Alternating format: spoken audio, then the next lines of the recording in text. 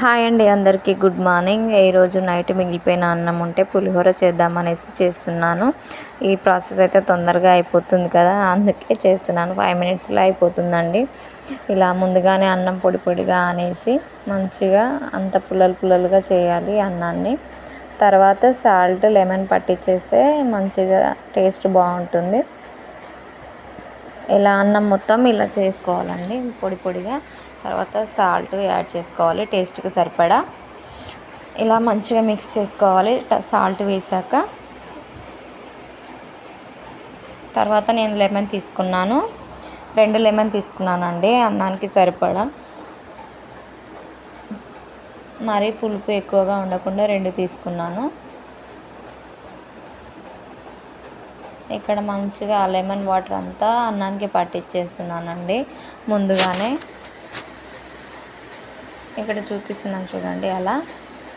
తర్వాత అందులో ఉన్న గింజలన్నీ తీసేసాను. మళ్ళీ అవి పులిహోరలో పంటికి తగిలితే చాలా ఒగరొగరుగా ఉంటుంది, తినబుద్ధి కావదు అసలే.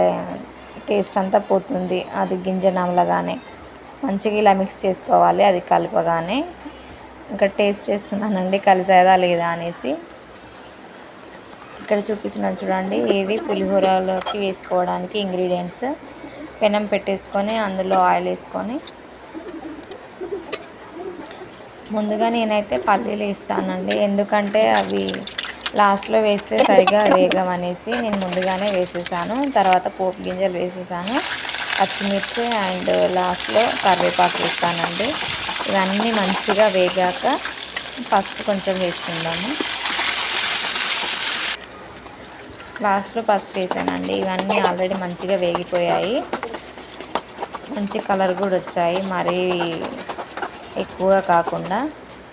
చూడండి ఇక్కడ ఇవన్నీ ఇందులో అన్నంలో కలిపేస్తున్నాను. ఈ పోపు అంతా అన్నంలో కలిపేసి బాగా పట్టించేసాను. రెడీ అయిపోయింది పులిహోర. ఓకే, బాయ్ అండి. పులిహోర ఎలా ఉందో కామెంట్ చేసి చెప్పండి. వీడియో కనుక నచ్చినట్లయితే లైక్ చేయండి, సబ్స్క్రైబ్ చేసుకోండి. బాయ్.